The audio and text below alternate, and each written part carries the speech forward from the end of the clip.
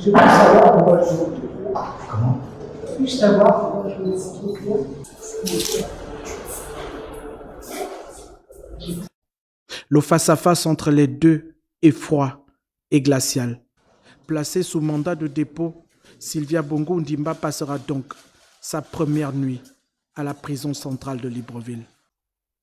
Fait inédit dans notre pays, l'ex-première dame du Gabon a été écrouée ce jeudi. Sylvia Bongo Ondimba est désormais détenue à la prison centrale de Libreville à la suite d'une confrontation avec l'ex-directeur de cabinet du président de la République, Brice Lacruche Alionga, une audition qui aura duré plus de 13 heures d'horloge. Communication présidentielle. Du palais présidentiel au palais de justice, il n'y a qu'un pas que l'ex-première dame du Gabon en tenue sombre ce jour a franchi pour une confrontation directe avec l'ex-directeur de cabinet de l'ancien chef de l'État. Le face-à-face entre les deux est froid et glacial. Je veux savoir pourquoi je vous trouve là. Comment? Puis-je savoir pourquoi je vous trouve là? Je constate un certain nombre de faits qui, sur toutes les questions, a été dans la dénégation totale. C'est-à-dire que, même à l'appui des preuves qui lui sont présentées, il y a le refus de dire la vérité, le refus de se conformer au jeu de la justice, pensant toujours qu'on est dans le même système où on peut, parce qu'on a été femme de chef d'État, dire ce qu'on veut sans qu'on ait une once de vérité.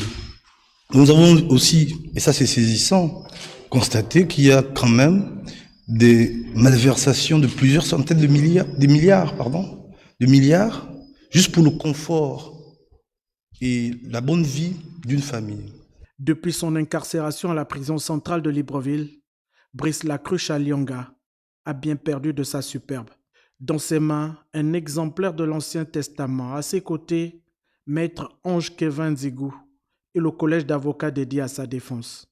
L'ex-directeur de cabinet qui purge une peine de prison ferme depuis 2021 est arrivé ici pour une confrontation directe avec l'ex-première dame du Gabon, épinglée par la justice gabonaise pour blanchiment de capitaux. Et c'est là où je parlais de l'essor vers la félicité. On peut aussi se féliciter finalement de ce que, aujourd'hui, vous avez une personne qui a des charges qui pèsent sur elle, qui ne pèsent plus sur rien. Donc, est-ce que le temps va réhabiliter notre client? Est-ce que qu'est-ce qui pourrait faire en sorte que justice lui soit rendue? Parce que 4 ans de perdu, c'est 4 ans de vie. Et vous voyez l'état dans lequel il est, c'est 4 ans de destruction d'une vie. Donc, nous espérons et nous allons engager le plus tôt possible les procédures pour le réhabiliter simplement. Si les voies du Seigneur sont insondables aujourd'hui, ironie du sort, elles ont permis cette confrontation entre l'ex-première dame et l'ex-directeur de cabinet qu'elle a bien du mal à reconnaître. Séance tenante.